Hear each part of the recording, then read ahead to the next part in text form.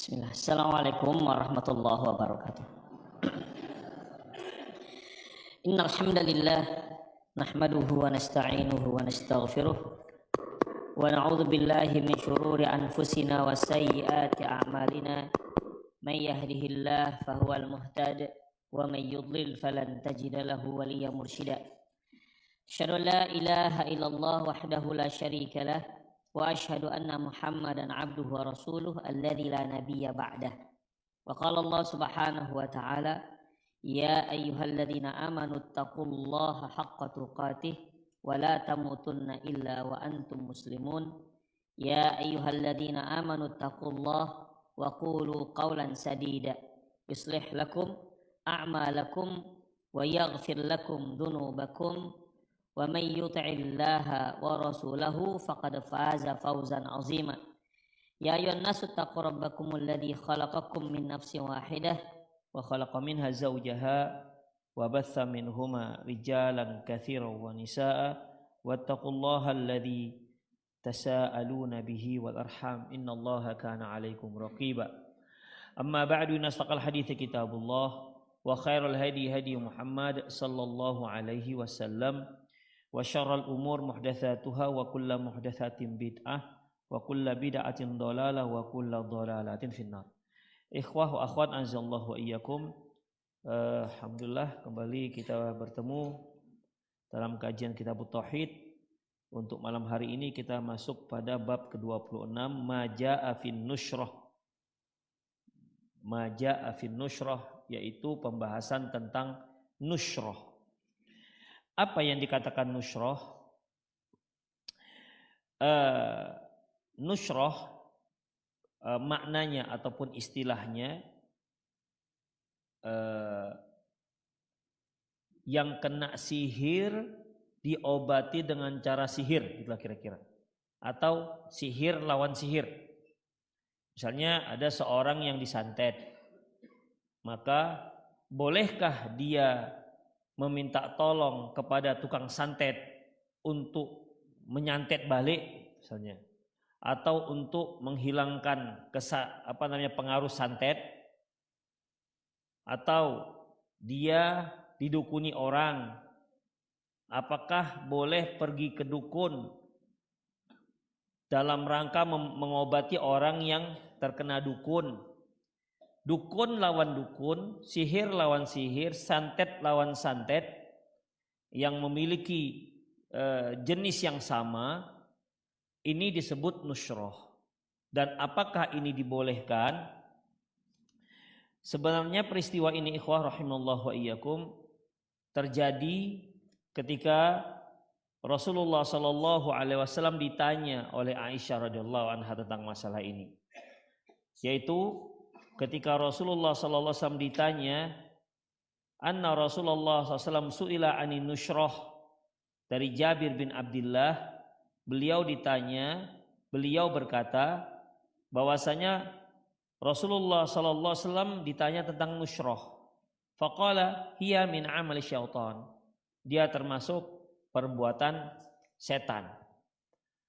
Ikhwah rahimanallahu wa iyyakum, kalau kita lihat adanya penjelasan Rasulullah SAW tentang nushrah ini, ya sebenarnya sudah putus permasalahannya, bahwasanya itu tidak boleh, karena Rasulullah mengatakan min amali syaitan. Nushrah itu hiya min amali syaitan, dia termasuk perbuatan setan, dengan artian tidak boleh sihir lawan sihir, santet lawan santet.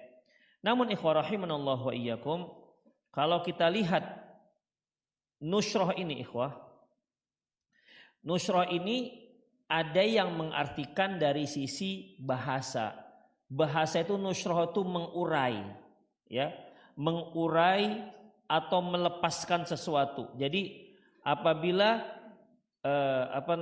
ada benang yang kusut diurai, maka dikatakan nushrah. Atau sesuatu yang memang layak untuk diurai, maka perbuatan itu dikatakan nushrah. Ini berlaku juga kalimat ini ketika seorang itu kesurupan. kesurupan jin. Jadi gimana caranya agar jin ini diusir dari orang tersebut? Ini artinya mengurai, memisahkan antara si manusia yang kena surupan dengan jin yang nyurupi dia. Demikian ikhwah. Atau dia yang terkena santet, tentu dia terkena dukun, ya. Gimana caranya agar dihilangkan santet, pengaruh santet itu dari dirinya. Demikian ikhwah. Ini dikatakan nusyur, ya, nusroh, dikatakan nusroh dari sisi bahasa. Oleh karena itu ikhwah, dari sisi bahasa nusroh ini bisa juga dikategorikan ruqyah. Karena kalau ada orang kesurupan atau kena santet sehingga dia kesurupan, dengan cara ruqyah syar'i tentunya ini dibolehkan. Ruqyah itu juga bisa dikatakan nusroh. Karena apa? Dia memisahkan antara orang yang terkena santet dengan santetnya. Orang yang kena santet dengan jinnya. Terpisahlah dia, terurailah dia. Makanya ini bisa dikatakan nusroh. Ya kalau cara nusroh ini memisahkan orang yang terkena santet dari santetnya, atau yang dikirimkan jin kemudian dipisahkan dengan jinnya sehingga tidak ada lagi gangguan jin. Kalau cara syar'i ya dibolehkan, atau yang disebut dengan ruqyah. Ya, seperti yang sudah kita pelajari, ruqyah itu kan sebenarnya artinya jampi-jampi. Ya, yang kata Rasulullah, innamar ruqa wattiwalah wat tamaim syirkun. Sesungguhnya ruqyah, kemudian pelet dan juga jimat itu merupakan syirkun. Ruqyah di sini, ruqyah merupakan dikatakan di sini jampi-jampi. Jadi makna untuk ke bahasa Indonesia ruqyah itu jampi-jampi. Dan Rasul mengatakan la ba'sa minar ruqa ma lam yakun syirkan. Tidak mengapa ruqyah selama tidak ada mengandung kesyirikan. Tidak mengapa ruqyah selama tidak mengandung kesyirikan.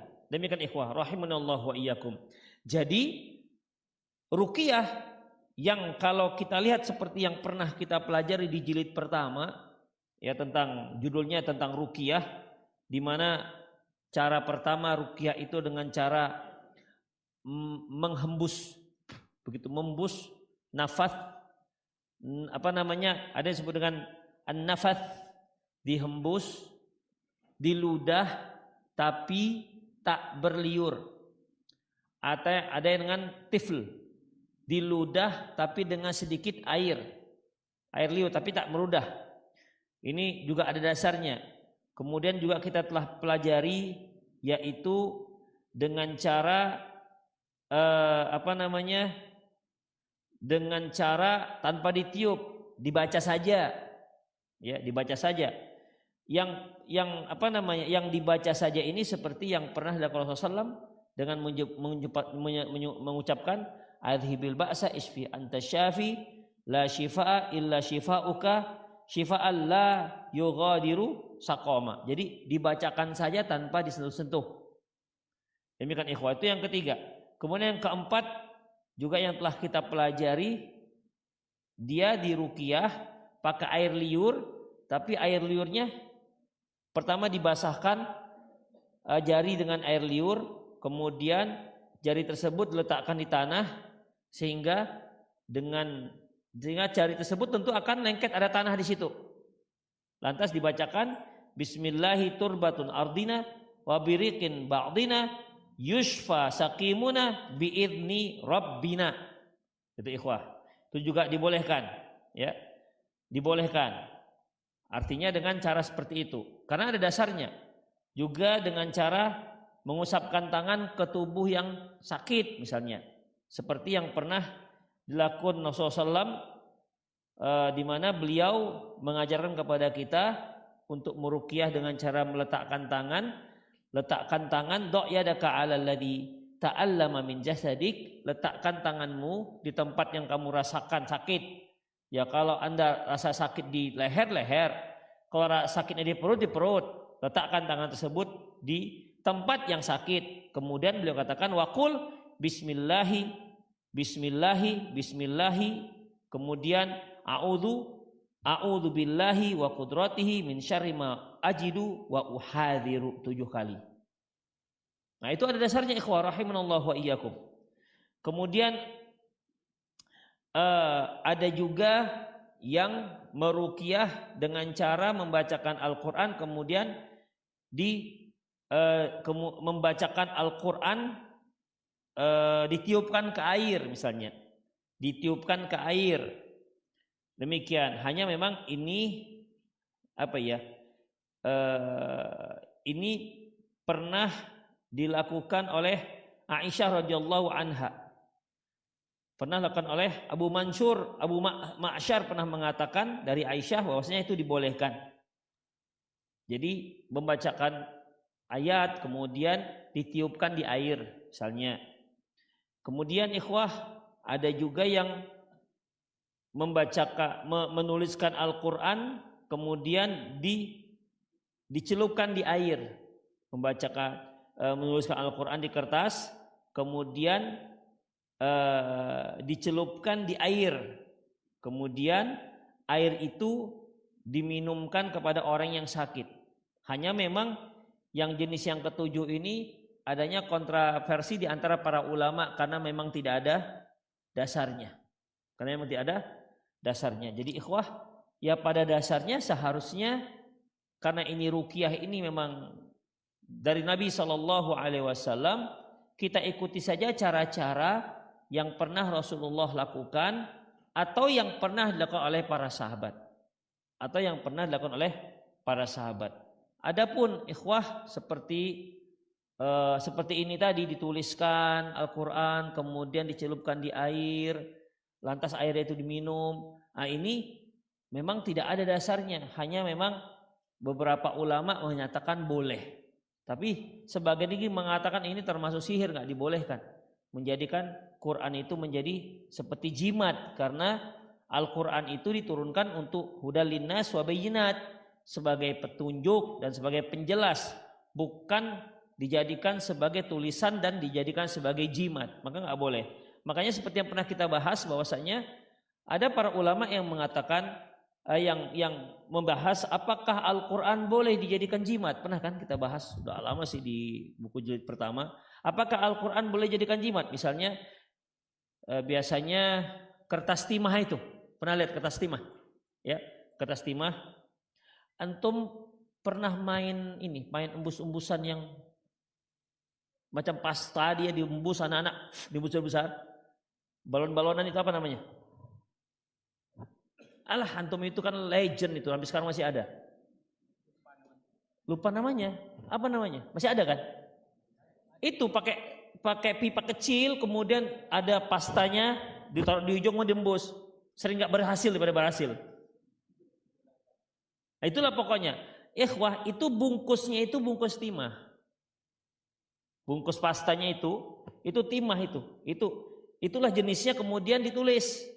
Kalau dia kertas kan kalau ditulis bisa luntur, bisa apa. Kalau itu ditulis tulis qul huwallahu ahad, Binas, kemudian dilipat-lipat dan diletakkan di kantong. Demikian ikhwah. Apakah ini dibolehkan? Sebagian ulama mengatakan boleh, sebagian lagi enggak. Tapi yang rajih bahwasanya tidak boleh, tetap enggak boleh. Ya, tetap tidak dibolehkan dengan beberapa alasan seperti yang pernah kita bahas. Demikian ikhwah rahimanallahu wa iyyakum. Di samping itu juga memang tidak ada dasarnya. Kalaupun Abdullah bin Umar pernah menuliskan Al-Quran kemudian letakkan di lehernya itu, beliau untuk menghafal, bukan untuk dijadikan sebagai jimat. Demikian ikhwah. Baik, kemudian atau berdasarkan pengalaman-pengalaman, mengusir setan dengan pengalaman-pengalaman. Antum pernah enggak mendengar mengusir setan itu dengan menaburkan garam batu? Bukan garam halus, apalagi garam Himalaya, enggak jadi dia. Berdasarkan pengalaman yang tukang-tukang usir jin ini, jin itu bisa diusir dengan menaburkan garam batu. Dan mohon jangan dia coba. Ya, ini hanya yang pernah saya dengar. Sebagian orang mengatakan berhasil. Satu, pernah dengan daun bidara yang sempat happening di kalangan para salafin, ya kan? Masing-masing di rumah udah punya daun bidara itu. Demikian. Nah, ini Allahu a'lam bishawab. Kalau untuk mengusir jinnya juga saya nggak tahu. Hanya memang ini fatwa Syekh bin Baz rahimahullah. Bolehnya mengusir jin dengan cara mengambil 7 lembar daun bidara. Itu semua atas dasar pengalaman, ikhwah rahimanallah wa iyyakum. Ya, berdasarkan pengalaman ini, karena ini masalahnya masalah gaib, maka sebaiknya kita ambil saja cara meruqyah yang ada dasarnya dari Rasulullah Shallallahu Alaihi Wasallam atau yang pernah dilakukan oleh para sahabat. Demikian ikhwah. Memang sih ada bisanya, ada celahnya dikatakan boleh, seperti yang saya katakan tadi, seperti yang bacakan tadi, di mana Rasulullah pernah mengatakan la ba'sa minar ruqa ma lam yakusyirkan. Enggak mengapa meruqyah selama tidak syirik. Berarti ya intinya melempar garam juga boleh, selama kan melempar garam enggak syirik. Memakai daun bidara juga enggak syirik, demikian. Jadi ada celahnya memang di situ. Demikian ikhwah. Taib. Jadi ruqyah seperti itu karena kalau dari sisi bacaan maka dia dikatakan ruqyah. Ya, dari sisi bacaan dikatakan ruqyah.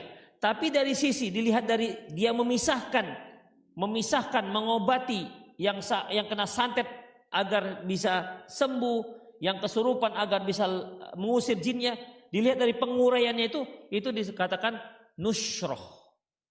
Ya, itu katakan nusroh. Jadi kalau nusroh ini yang dimaksud adalah ruqyah syar'i, maka dibolehkan.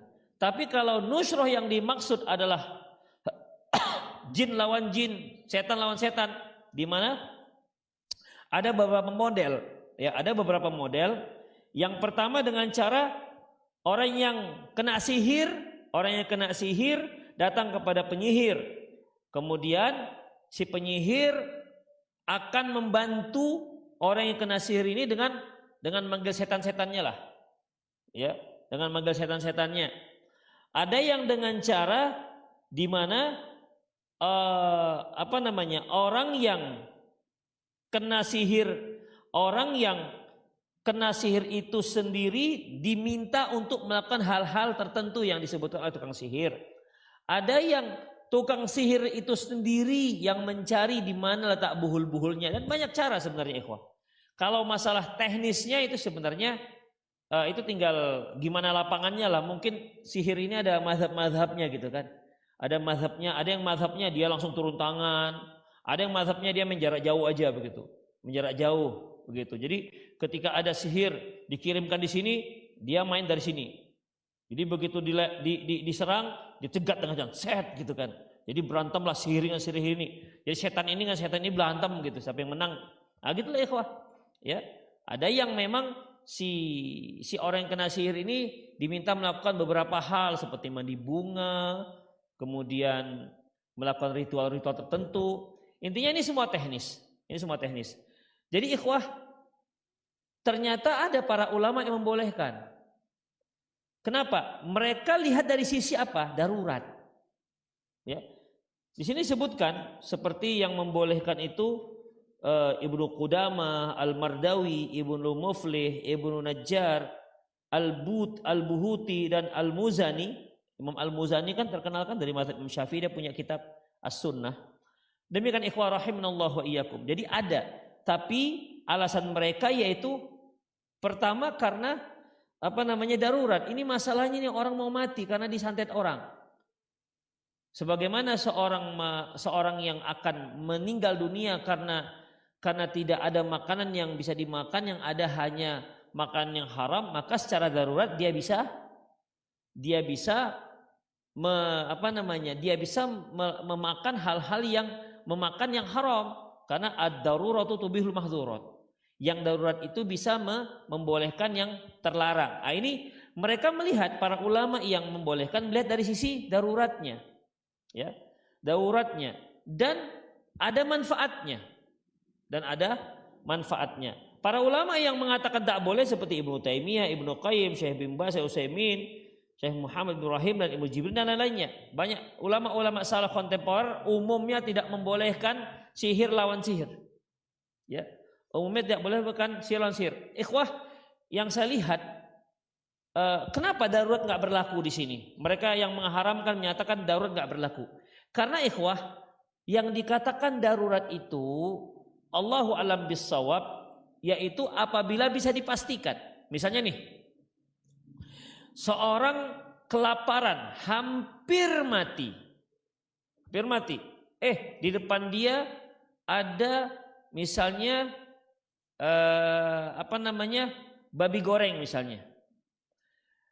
Kita ketahui bahwasanya ya lapar itu obatnya apa? Makan. Ya makan. Kalau Anda lapar, makan. Demikian. Kalau Anda lapar, nggak bisa diobati dengan yuk kita tamasya beras tagi. Nggak akan bisa. Nggak akan ada yang indah. Kalau Anda dalam keadaan lapar. Apalagi lapar itu merupakan kebutuhan primer yang paling primer bagi manusia. Kan kebutuhan primer itu ada sandang, pangan, papan. Ya kan, sandang, pangan, papan. Tapi kalau ada satu perkara, antum hanya bisa memilih ini untuk pangan atau untuk papan. Ini untuk pangan atau untuk sandang. Mau pilih yang mana? Untuk pangan atau untuk sandang atau untuk papan? Kita makan. Demikian ikhwah. Karena dengan kita makan, kita bisa cari yang sandang dan pangan.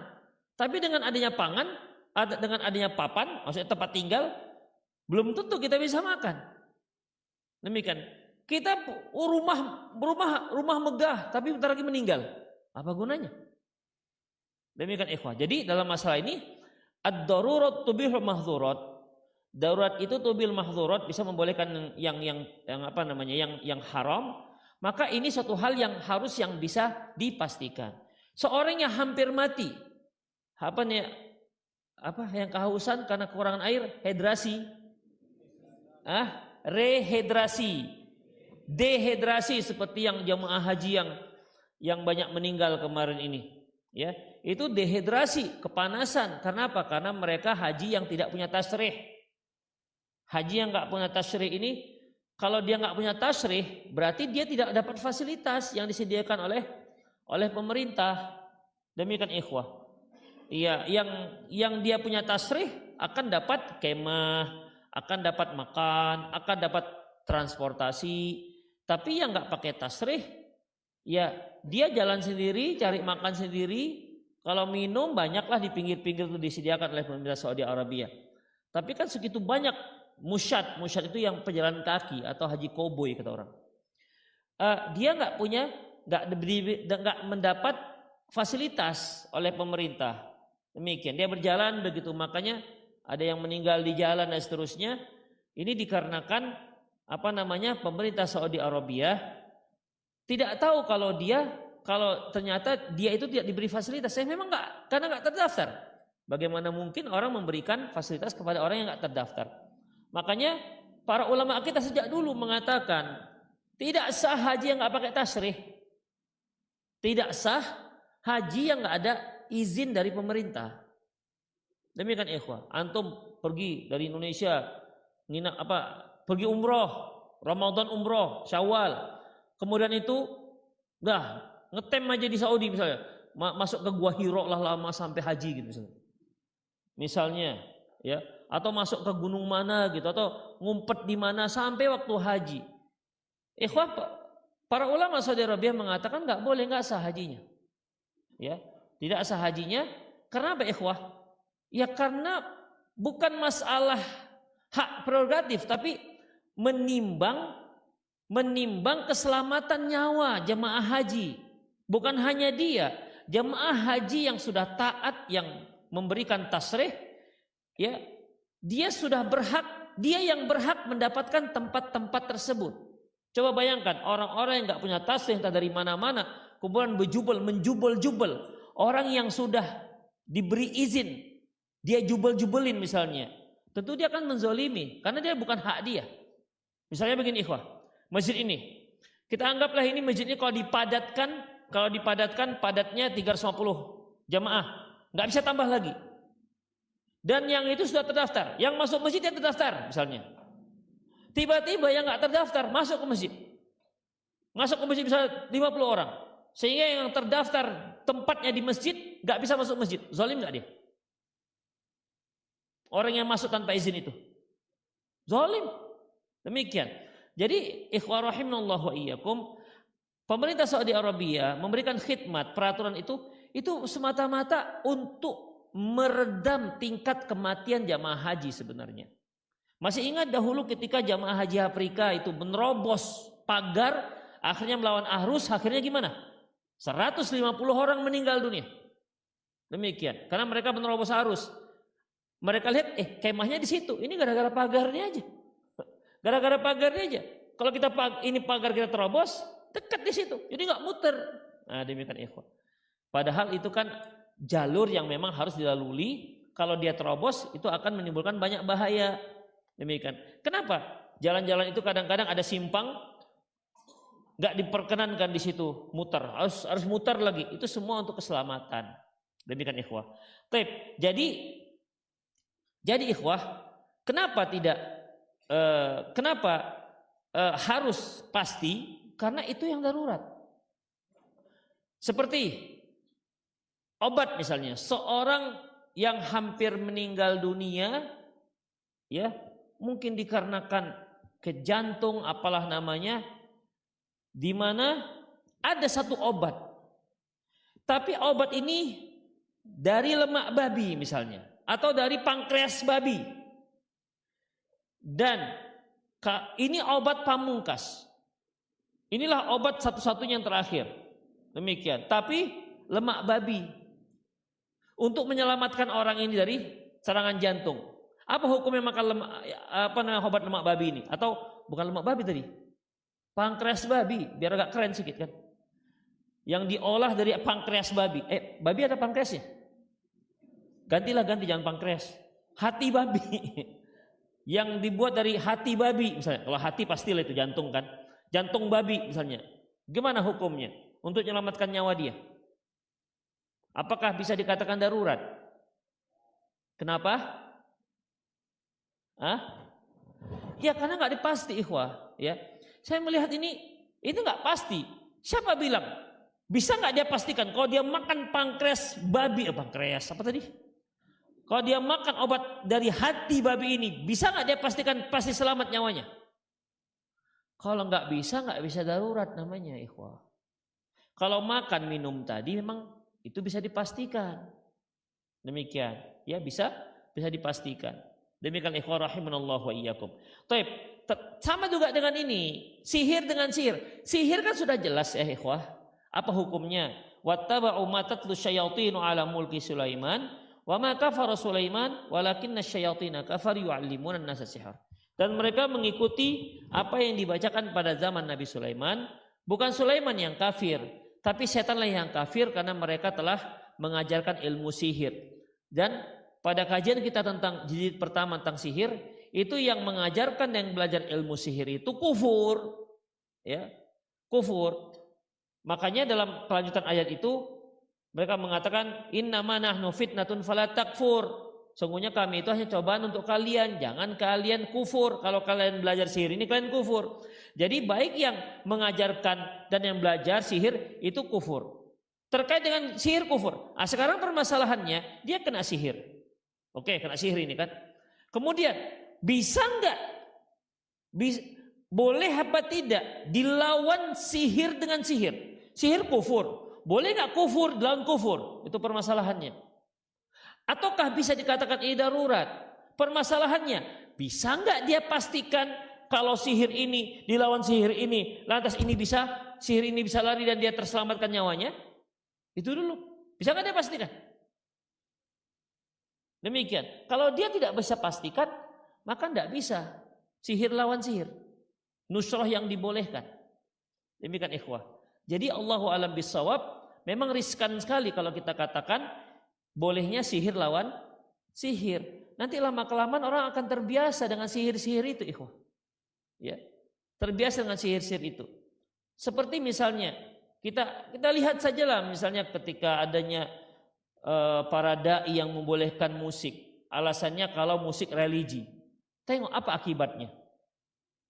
Ya kan? Tengok apa akibatnya. ada yang apa namanya selawatan joget-joget dengan alasan joget syar'i nanti jadinya. Demikian. Kemarin ada yang setelah melaksanakan MTQ ada acara joget-joget juga diiringan biduan nikah ya dengan pakaian yang pakai jilbab dengan joget-joget. Terbuka semua ikhwah. Ya masyarakat ini mana bisa terbendung. Kalau dibuka dikit mereka mau lebar. Apalagi tidak ada pembatasan yang dikatakan musik syar'i itu apa? Juga nggak ada pembatasannya. Gimana batasnya? Misalnya lah, oke lah, salawat dengan nyanyi misalnya, nyanyi, salawat dengan syar'i, baik dengan musik. Gimana? Apakah harus begini aja seperti kita menyanyikan Indonesia Raya? Allahumma shalli ala Muhammad, begitu. Kalau dia goyang-goyang sedikit gimana? Goyang-goyang kepala. Atau kalau goyang-goyang kepala pakai goyang-goyang bahu, boleh nggak? Nanti yang lain kalau pakai goyang-goyang pinggul atau pakai goyang-goyang macam penari latar belakang Roma Irama yang gini-gini aja gimana? Gak ada batasannya. Akhirnya jungkir balik boleh. Ini jungkir balik syar'i nanti jadinya. Demikian ikhwah rahimanallahu wa iyyakum. Jadi sangat mengkhawatirkan kalau kita buka membolehkan sihir lawan sihir dengan alasan darurat ataupun dengan alasan ada manfaatnya. Demikian ikhwah rahimanallahu wa iyyakum. Jadi Allahu a'lam bissawab.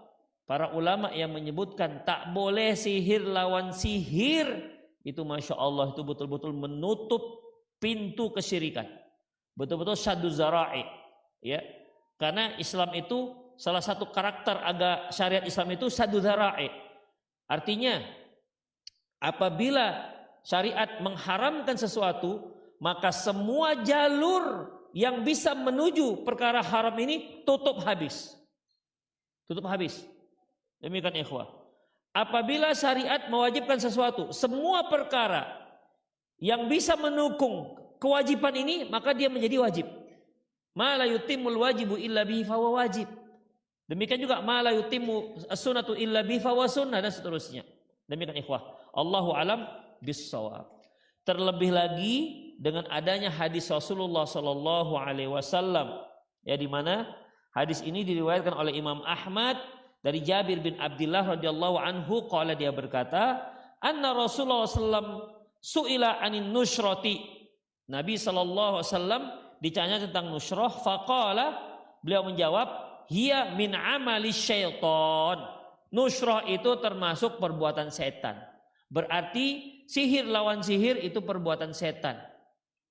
Ya, perbuatan setan. Makanya ikhwah kalau ada perbedaan pendapat dalam masalah ini fa in tanaza'tum fi syai'in ila Allah farudduhu ila Allah wa Rasul.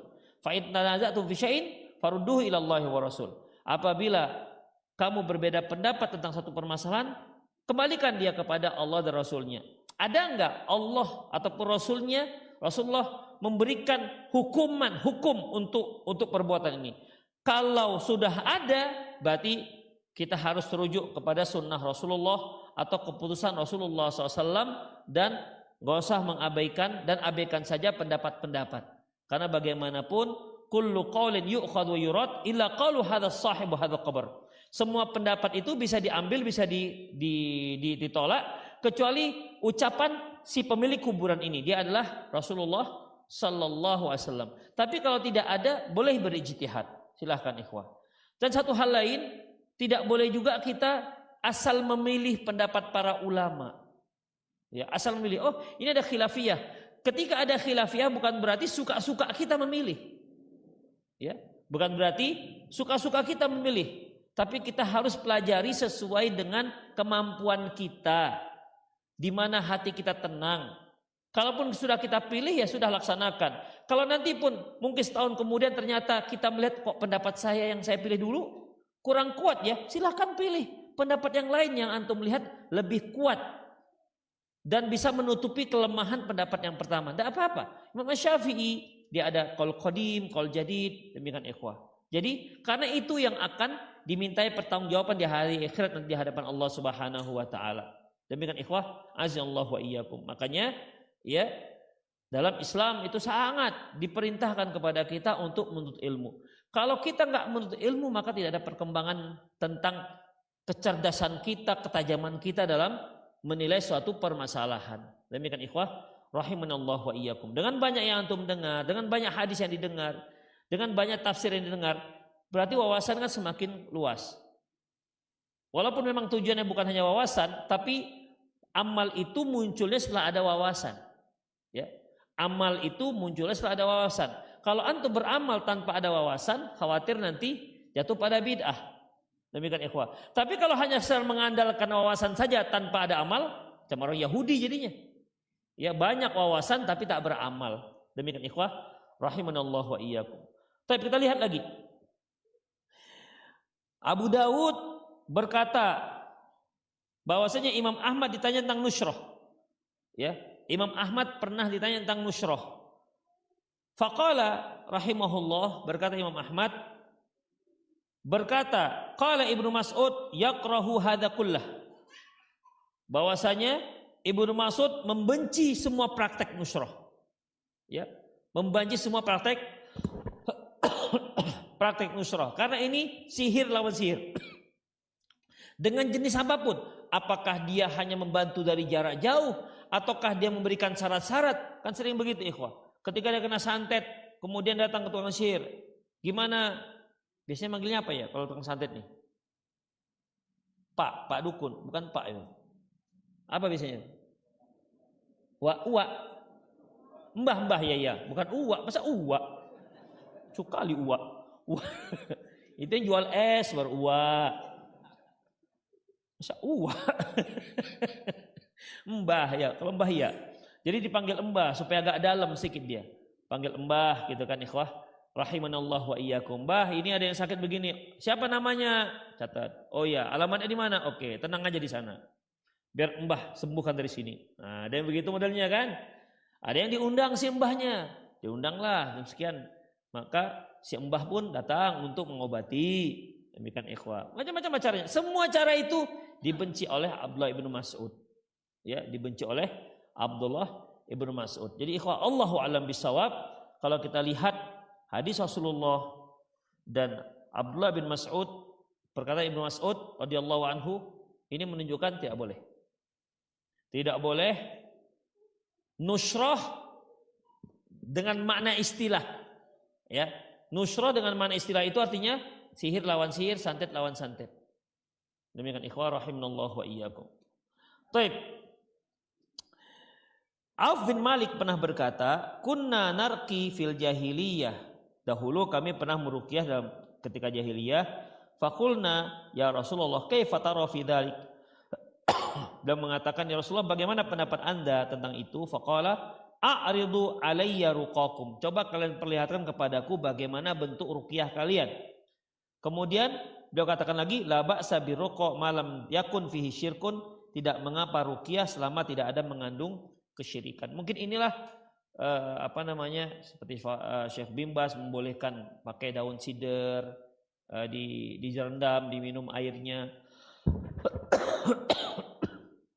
atau teh sider. Kan ada sekarang dibuat teh sider, teh daun sider, atau dimandikan dengan rendaman daun sider. Artinya kan tidak ada di situ kesyirikannya. Tidak ada di situ kesyirikannya. Hanya memang satu hal, dari mana kita tahu dia bisa mengusir jin? Dari pengalaman, misalnya kan, dari pengalaman. Justru ikhwah, dari pengalaman-pengalaman banyak sekali orang-orang yang pakai pengalaman itu untuk mengusir jin. Ya kan? Antum tahu bengleh? Nah, bengleh itu kan macam jahe gitu kan? Macam lengkuas ya. Itu biasa dipakai dukun, dikunyah-kunyah, disembur. Ya, disemburkan ke orang yang terkena jin. Permasalahannya kenapa bengleh? Kenapa enggak jahe? Itu kan bisa mengobati batuk sekalian. Demikian, tenggorokan panas, mengeluarkan angin. Demikian. Jadi kan bisa jinnya bisa pergi, angin pun bisa wes bablas angin ini. Demikian ikhwah. Demikian. Kenapa kok bengleh? Dan dari mana taunya bengleh? Nah itu ikhwah. Jadi Allahu a'lam bishawab. Terus apalagi itu? Ada minyak Dewi Tunjung yang biasa digunakan oleh para dukun. Antum tahu minyak Dewi Tunjung? Yang gambarnya itu perempuan. Pernah lihat? Itu emang legend kali, apa sekarang masih ada apa enggak tahu saya. Itu bisa nenek-nenek yang pakai biasanya. Itu ikhwah. Itu biasa dipakai untuk itu. Kemudian jeruk purut, ya kan, jeruk purut. Akan lebih akan lebih. Sekarang ada jeruk harimau itu, pernah lihat jeruk harimau? Nah itu jeruk harimau, itu katanya lebih dahsyat lagi tuh katanya. Pengaruhnya? Ya Allah alam.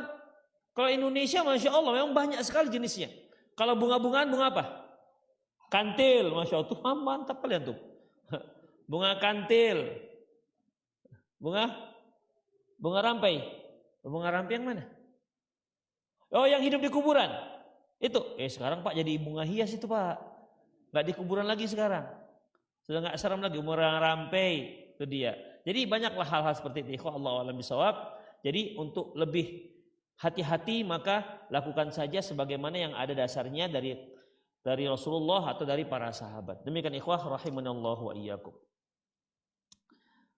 Baik, itu saja kajian pada malam hari ini. Intinya bahwasanya ya tidak boleh sihir lawan sihir, santet lawan santet, tidak boleh. Tapi kalau nusyuh yang syar'i, dia adalah ruqyah yang syar'i. Demikian. Allahu a'lam bissawab. Jadi kita lanjutkan lagi pada hadis yang kedua.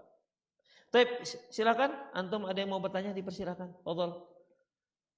Atau melalui 0813 600 661 dipersilakan. Mana ini?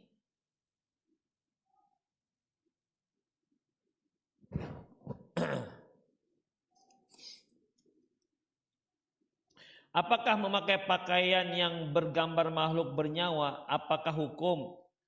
Ikhwah, kalau dia memakai pakaian yang ada gambar makhluk yang bernyawa, sah nggak pakaiannya? Apa hukumnya? Sah nggak pakainya? Bingung jawabnya. Nggak ada memakai pakaian itu sah atau batal, itu nggak ada. Ya. Pada dasarnya memakai pakaian intinya adalah ikhwah untuk menutup aurat. Untuk menutup aurat. Selama dia menutup aurat maka dibolehkanlah pakaian tersebut. Tinggallah masalah eksternal dari faktor lain di luar daripada pakaian itu, apa itu? Seperti motif. Motifnya motif makhluk yang bernyawa. Maka kita katakan ya tidak dibolehkan. Tapi bukan berarti kita katakan dia tidak sah nutup auratnya. Nutup auratnya sudah sah. Kita juga kata kalau dia gunakan misalnya digunakan untuk pakaian sholat misalnya pakai batik tuh. Kan batik itu kalau kita nggak hati-hati ada kepala burung. Kau perhatikan ada kepala burungnya. Kalau sekedar sayap, ceker, kaki, ekor nggak ada masalah. Karena ikhwah yang dikatakan Ibnu Abbas as-suratu huwa ra's. Yang namanya gambar bernyawa itu ya kepala. Kalau antum potong kepalanya, maka dia jadi nggak gambar makhluk bernyawa lagi. Saya beberapa tahun yang lalu pernah membaca bahkan Ibnu Abbas mengatakan as-suratul wajah. Surah itu wajah. Jadi tadinya saya agak ngingkarin kawan-kawan kita yang buat animasi kartun gitu kan. Ini kok ada kepalanya, sementara Ibnu Abbas mengatakan as-suratul rasul. Wah, kepala kan ada kepalanya berarti masih dikatakan makhluk bernyawa. Walaupun tidak ada tidak ada wajah. Ternyata ada hadis yang itu. Tapi pernah saya baca terus saya cari hilang kemana dia perginya. Begitu ya. Yang namanya as-suratu huwa al-wajah. Demikian. Intinya ikhwah, kalau kita memakai pakaian yang makhluk yang bernyawa, salat sah. Tapi permasalahannya adalah ya, malaikat nggak datang. Karena ada makhluk bernyawa seperti itu. Rumah kita yang ada patung, yang ada lukisan yang makhluk bernyawa, nggak masuk ke rumah kita malaikat. Tapi ingat malaikat ramah, bukan malaikat maut. Malaikat maut masuk aja nih kok. Masuk dia yakin, coba perhatikan. Jangan antum kira buat patung gajah besar lantas nggak masuk. Rumah di Bougainville, di situ ada kuda. Wah nggak berani malaikat maut masuk sini. Nggak mati-matilah warga komplek Bougainville. Karena ada kudanya. Enggak. Ya jadi yang dimaksud adalah malaikat rahmah. Ya yang senantiasa mendoakan kita. Itu dia ikhwah. Kemudian satu lagi, ketika sedang sholat, mengganggu apa tidak? Saya pernah sholat di masjid apa sana? Nur Ikhlas. Itu kan di sana sholat. Begitu Allahu Akbar, di depan ada pemuda pakai kaos warna hitam, tapi gambarnya monyet sedang ngejek. Allahu Akbar. Itu betul-betul luar biasa, ikhwah. Betul terganggu, ikhwah. Kalau monyet biasa masih mendingan. Ini monyet ngejek, artinya kan kita nengok dia ngejek kita. Terganggu sekali, ikhwah. Ada lagi yang terganggu, bukan hanya gambar mengganggu. Ada lagi yang mengganggu. Yaitu orang yang pakai abang-abang yang pakai celana sempit, ketika dia sujud seperempat pinggul nampak semua, ada celengan tinggi. Itu semua tak tendang aja. Mulus enggak, hitam iya. Ada demikian itu nggak sah. Kalau kita kata nggak sah karena terbuka aurat. Ada satu lagi yang mengganggu, yaitu kaos alumni yang mencatat semua nama-nama alumni di belakang itu. Itu juga ikhwah. Kita baca. Apalagi kita termasuk situ. Pas sekali saya ini. Kita baca Al-Fatihah sekali baca sepulan. Oh iya ada saya di situ. Itu mengganggu ikhwah. Mengganggu. Makanya pakaian yang paling bagus itu ketika sholat memang polos. Sebaiknya polos. Tapi kalau enggak polos juga enggak apa-apa. Upayakan jangan sampai mengganggu. Makanya Rasulullah pun terganggu dengan adanya motif-motif. Demikian ikhwah. Kita sebenarnya enggak pakai motif juga terganggu juga sebenarnya sholat kita. Entah siapa yang mengganggu, kita terganggu sendiri aja. Lihat ini tembok Masjid Abu Bakar kan polos kan, enggak ada yang ganggu kan? Tetap aja terganggu kita. Itulah kita. Gimana lagi? Apalagi ada monyet di situ, gambar monyet. Bertambah lah. Jadi ikhwah, itulah dia ikhwah rahimanallahu wa iyyakum. Jadi itulah dia ya, upayakan jangan sampai mengganggu. Kalau salatnya salatnya sah, secara fikih sah. Allahu a'lam bishawab. Ada yang mau langsung silakan. Ya. Ya. Tokok kan lah. Tahu? Masa kita mau diam-diam saja? Kok sihir aku ya? Masa diam aja? Hah?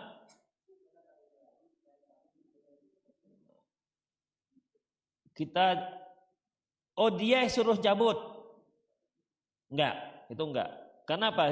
Dia mengakibatkan. Hanya masalahnya untuk memastikan dia yang nusroh itu susah. Beda kalau maling. Ada saksi. Sekarang ini dia yang nyihir kita. Siapa saksinya? Kita cari jin lain. Coba jin mana yang jadi saksi bapak ini? Mbah bukan Mbah ini. Enggak bisa ikhwah. Dari mana kita tahu? Dari mana kita tahu bahwa dia menyantet? Gimana caranya? Kan nggak bisa dipastikan. Berarti kata ustadz yang lain, menurut bapak, ini dukun 3 rumah darimu. Waduh, demikian nggak bisa kita buktikan. Demikian ikhwah. Ya jadi Allahu a'lam bishawab. Kalau memang bisa dibuktikan, dipastikan, ya diancam aja dia, kutikam mbak, buang jin bapak itu, boleh. Masalahnya dibuangnya dipindahkan ke kita. Baik, kita lanjutkan.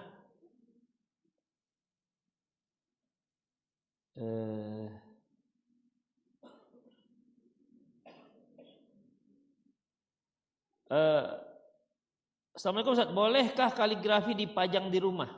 Ikhwah, kalau kaligrafi antum seperti mungkin coach bahasa Arab misalnya gitu kan. Misalnya illam yudrak kullah la yutrak jullah, misalnya begitu kan. Kalau enggak didapat semua, maka jangan tinggalkan semua. Misalnya begitu, ya. Misalnya tuh buat wa kaifa enggak salah. Artinya kalau yang ditulis itu berupa Al-Qur'an, Al-Quran. Antum tulis kaligrafi Al-Quran. Sekarang kan ada kaligrafi yang modern, yang peta-peta. Antum pernah lihat nggak? Peta-peta dia. Jadi Bismillah tapi peta-peta. Satu peta itu nanti Al-Fatihah. Tapi memang baca mana dia mesinnya begitu. Jadi peta-peta. Pernah lihat kan kaligrafi ini baru ini. Sebelumnya nggak ada kaligrafi gini. Yang dulu kan yang ada rik'ah, kemudian thuluth, khot, nasakh, dan khot apalagi gitu kan diwani dan seterusnya. Kaligrafi, kalau dia isinya ada Al-Quran, kira-kira memang Al-Quran ini dibuat untuk sebagai penghias dinding, untuk menghiasi dinding. Itu kan kalamullah, ikhwah. Allah menurunkan perhiasan itu bukan untuk menghiasi dinding rumah antum. Atau dibuatkanlah kalimat, biasanya ayat kursi biasanya. Ayat kursi dibuat berapa kalibrasi, taruh di ruang tamu misalnya. Ya cantik sih, tapi memang gak ada yang baca. Gak ada yang baca, hanya sebagai penghias ruang tamu. Kira-kira menurut antum layak nggak Al-Quran dijadikan sebagai hiasan ruang tamu seperti kalau antum meletakkan sendok atau meletakkan hiasan dinding yang lainnya sejajar dengan Al-Quran? Tentu kan tidak, ikhwah, tidak layak. Al-Quran itu Allah turunkan hudal linnas wa bayyinatin minal huda wal furqan. Saya kan pernah ceritakan ketika kita semobil dengan Syekh Uwaisyah, muridnya Syekh Albani. Dulu pernah datang ke Medan kan, berapa tahun yang lalu, 10 tahun atau lebih. Jadi waktu itu kita naik di mobil ikhwan kita yang ada yang mainan, kan biasa tuh mainan di bawah dikaitkan di ini kaca spion. Kan biasa tuh ada mainan-mainannya. Mainannya itu ada bacaan Asmaul Husna.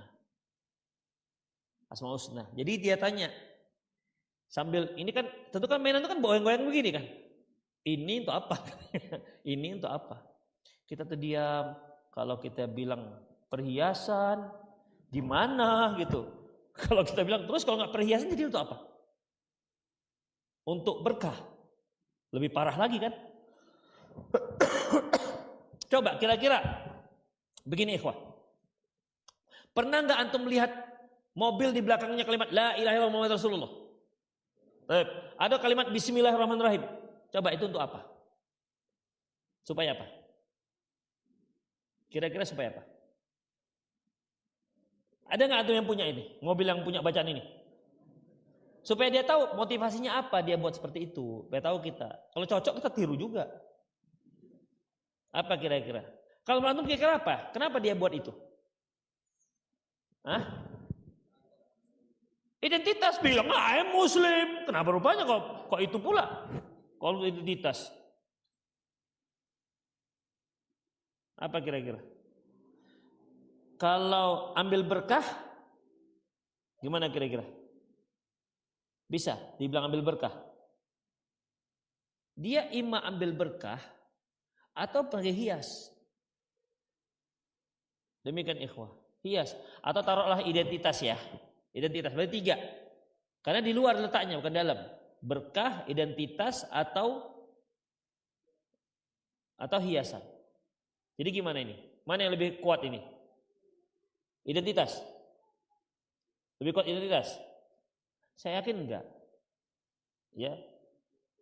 Itu perhiasan, hias. Untuk menghiasi mobil supaya terlihat dia adalah mobil seorang muslim. Kalau bisa jangan dicuri. Demikian ikhwah, itulah dia. Demikian juga mainan itu yang digantung di kaca spion untuk lihat di belakang. Jadi kata Syekh itu ini untuk apa? Kita diam. Tadinya mungkin kita biasa-biasa, udah gantung ya, ada banyak asmaul husna, Al-Ali, Al-Quddus, Ar-Rahman gitu kan. Ketika ditanya begitu emang bingung kita jawabnya. Untuk apa ya? Mau bilang perhiasan, kena bogem lah kita dengan Syekh itu. Demikian. Akhirnya karena kita diam, untuk jimat ya katanya, atau untuk ambil berkah, kita juga diam. Lebih parah lagi kan kalau kita iya kan. Kita panitia daurah buat ambil berkah kayak gitu, akhirnya gunting mana? Gunting mana? Simpan aja di gunting, simpan 6 laci. Memang ikhwah ketika ditanyakan nggak bisa jawab kita betul. Mungkin selama ini kita hanya ikut-ikutan kan, ikut-ikutan. Nanti ada yang jual bacaan bismillah taruh depan pintu, ya kan? Pintu. Demikian. Kalau dulu iyalah waktu masalah peralihan dari Soeharto ke Habibie. Zaman apa namanya? Reformasi, gantungi sajadah, pribumi gitu kan. Oke lah supaya nggak dijarah. Tapi seperti itu kan tidak begitu banyak gunanya, ikhwah. Makanya Allahu a'lam bissawab. Ya, jangan jadikan Al-Quran sebagai hiasan dinding. Jangan. Dan umumnya juga hiasan dinding itu saking bagusnya kaligrafinya, ikhwah, tak bisa dibaca. Yakinlah antum. Saya pernah melihat satu kaligrafi sulus. Kaligrafi sulus itu memang nggak beraturan. Di mana ianya, di mana wawunya gitu kan. Karena kita sudah pernah membaca ayat inilah, maka kita tahu ini bacaannya. Kalau bagi yang nggak pernah nggak akan tahu dia bacanya apa. Tapi memang indah sekali bacaannya. Indah. Berarti kan memang mau ditampilkan keindahan, bukan ayatnya. Demikian ikhwah, rahimallahu wa iyyakum. Terus bagaimana dengan Masjidil Haram, Masjid Nabawi? Ikhwah, kembali kepada kebenaran itu standarnya Quran dan Sunnah Rasulullah sallallahu alaihi wasallam. Bahkan Umar mengatakan, "Ma umirtu bitasyil masajid." Aku tidak diperintahkan untuk menghias-hiasi masjid. Itu kata Umar. Aku tidak diperintahkan untuk menghias-hiasi masjid. Demikian. Jadi ikhwah rahimallahu wa iyyakum, kita buat masjid yang terpenting apanya sekarang? Kalau masjid itu apa yang penting? Nyaman, sajadahnya, cuacanya ya, sejuk, kemudian sound system kan itu ya, sound systemnya, penerangannya, ambalnya. Adapun yang buat kaligrafi itu mahal loh, buat kaligrafi itu mahal buat kaligrafi. Kita kumpulkan infak kaum muslimin untuk buat kaligrafi, sayang sekali kan. Demikian. Ada baiknya kita buat supaya sejuk. Kalau bisa dari mulai subuh sampai isya full AC-nya, jadi semua bisa datang nyaman di masjid. Kalau bisa tidur-tiduran asalkan nggak ences misalnya begitu kan. Ya kan masjid. Demikian. Jadi itulah ikhwah rahimallahu wa iyyakum. Ya, Allahu a'lam. Jadi enggak usah dipajangkan, enggak usah dibuat kaligrafi. Antum mau kepingin hiasan dinding yang lain banyak, ikhwah, banyak. Banyak sekali hiasan dinding. Ada yang mau langsung? Ya. Supaya apa? Iya, karena ada yang jual stiker dari rumah ke rumah, jual itu. Iya, sama aja. Memang ada orang muslim mau masuk rumah nggak pakai assalamualaikum? Saya kira udah nggak perlu lagi. Kecuali gini, stikernya kalau Anda mau masuk ucapkan assalamualaikum. Jadi jelas ikhwah, ucapan ketika mau masuk rumah orang. Ucapan assalamualaikum. Apakah saya boleh masuk? Itu sekalian. 1, 2, tidak boleh nengok ke dalam.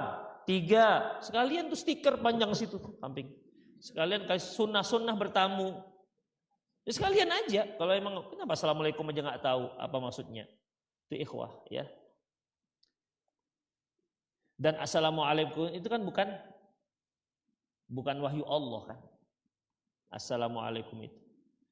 Apakah berdosa jika kita waspada berhati-hati terhadap seseorang anak yang terlihat seperti su'zon jika dia sudah kenal pola tingkah yang biasa dulu lalunya hingga membuat kita membaca apa ini? Apakah berdosa jika kita waspada terhadap seorang anak yang terlihat seperti su'zon jika kita sudah kenal pola tingkah yang biasa dia lakukan sehingga membuat kita membaca kemungkinan sikapnya di kemudian hari? Apa maksudnya? Gak ngerti saya. Ini bahaya tinggi sekali. Saking tingginya gak paham. Bagaimana sikap kita ketika ada ikhwan yang tidak saling teguran lebih daripada 3 hari karena satu masalah? Ikhwah disyariatkan bagi kita islah datal bain, yaitu mendamaikan 2 orang yang sedang bertengkar. Bahkan dibolehkan berdusta untuk mendamaikan 2 orang yang sedang bertengkar. Boleh bohong. Misalnya 2 orang sedang berbohong, si A dengan si B, kita katakan, B, si A titip salam loh. Dia titip salam ke antum.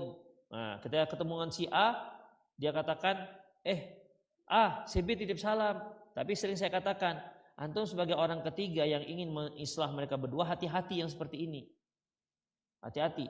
Ini malah bisa kalau kita salah momennya, malah membuat lebih parah. Ketemu si A dengan si B. Ente titip salam, gak tahan ya? Sorry ya, nanti kan begitu. Siapa titip salam? Loh, kata si A, jadi masalah kan kita. Semakin parah. Bisa semakin parah ikhwah. Karena apa? Karena loh, ini bohong sih. Kan jadinya diserang. Akhirnya apa? Ada front ketiga jadinya. Ada musuh ketiga. Demikian karena dianggap telah mengada-ngada. Ikhwah, jadi hati-hati. Dan kalau berhasil Masya Allah dibolehkan bohong itu. Dibolehkan bohong itu. Demikian ikhwah. Ya, disyariatkan untuk mengislah di antara keduanya. Dan biasanya yang bisa mengislah ini orang yang dianggap memang punya pengaruh bagi yang keduanya. Kalau enggak bisa. Ya, kalau enggak bisa. Allahu a'lam bishawab. Karena bagaimanapun lebih 3 hari enggak dibolehkan kan?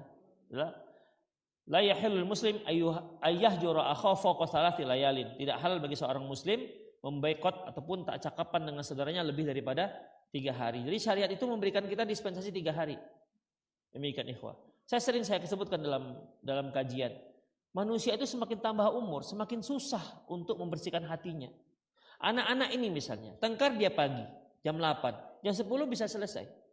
Coba kalau kita tengkar jam 8, jam berapa selesainya? Bisa jam 10, tapi 6 tahun yang akan datang, jam 10-nya. Demikian susah kita yang sudah tua-tua ini, semakin tua semakin susah untuk damainya. Beda dengan anak-anak yang masih bersih-bersih begini, mudah damainya mereka. Makanya sudah nangis-nangisan, tabok-tabokan kan. Mereka sudah pukul-pukulan, musuh-musuhan, akhirnya kadungan orang tua. Besok si anak selesai, orang tuanya belum selesai. Karena begitu, orang tuanya belum selesai. Demikian ikhwah, itulah dia. Jadi ya kita harus harus benar-benar berupaya menghilangkan ego, menghilangkan ego kita jangan sampai melebihi daripada 3 hari. Ustadz, anak akhwat SMP yang sudah balik difasilitasi HP, Android dan internet oleh orang tuanya lalu untuk menonton film Korea, drakor lah. Apakah orang tuanya ikut menanggung dosa? Lah iya. Antum menyediakan fasilitas kemudian antum tak kontrol. Demikian ikhwah. Apalagi sekarang ini Korea itu jadi sorotan, lagi happening sekali bagi para penikmat drama dan film. Semuanya Korea. Demikian ikhwah. Dan memang iya ikhwah, mak kita masih banyak yang suka dengan film Korea ini. Masih banyak. Yang ngaji sudah 5 tahun, 6 tahun, tapi untuk meninggalkan drama Korea, saya pernah tanya. Ada satu orang ngaku kan, mak. Ibu kenapa suka film Korea? Aktingnya Ustadz, Allahu Akbar, banyak lagi akting selain Korea. Afrika sana juga banyak akting. Dia bilang. Ujung-ujungnya kenapa Pak? Karena masalah ganteng dan cantiknya. Nah sekarang standar cantik itu sekarang Korea. Kalau dulu kan Eropa, pindah ke Arab, pindah ke India, sekarang Korea. Demikian. Nanti lama-lama mungkin Sumatera Barat jadi standarnya, kita nggak tahu. Nggak tahu. Itulah manusia, nggak tahu standar intinya itu apa, nggak tahu. Pokoknya apa yang jadi top aja udah itulah jadi standarnya. Demikian ikhwah. Dulu sampai Bollywood, ya kan? Sekarang udah drakor dan lain-lainnya, itulah dia ikhwah. Itulah manusia, gak ada yang beres, gak tahu standarnya apa. Makanya kita harus karena Allah tahu kita ini bagaimana. Allah turunkan syariat supaya kita gak gerak-gerak kemana-mana, tahu standar yang benar itu apa. Demikian ikhwah. Supaya jangan jadikan wajah itu sebagai standar, fisik standar. Yang standar yang benar itu adalah ketakwaan. Tapi ikhwah itu saja, semoga bermanfaat. Aku qouli hadza. Intinya jangan. Intinya antum kena kalau antum menyediakan itu. Kalau antum sediakan, kemudian antum tahu, antum diam-diam saja antum kena. Ya, karena bagaimanapun man ra'a minkum munkaran falyughayyir biyadihi. Barang siapa yang melihat kemungkaran dia rubah dengan tangannya. Antum punya kuasa terhadap anak antum. Ya. Kalau kamu masih dengar film Korea, drama Korea, Bapak ambil begitu HP-nya. Jadi yang boleh apa nih Pak? Misalnya. Apa yang boleh misalnya? Antum kalau ngasih anak HP apa yang boleh ditengok? Tilawah, kajian. Enggak kali bagi anak sekarang ini. Apalagi anak antum sekolah SMP umum. Kajian? Yang mana kajian? Terus setelah itu ya tilawah. Nyanyi-nyanyi enggak ada, nyanyi-nyanyi. Ya begitu kan. Nah, demikian. Intinya ya ikhwah berusahalah untuk kita mengawasi, memproteksi anak-anak kita dari dampak-dampak yang buruk. Demikian ikhwah, aku qouli hadza wa astaghfirullah li wa lakum wal muslimin innahu ghafurur rahim. Subhanakallah wa bihamdik asyhadu an la ilaha illa anta astaghfiruka wa atubu ilaik. Wa akhir da'wana alhamdulillahirabbil alamin. Assalamualaikum warahmatullahi wabarakatuh.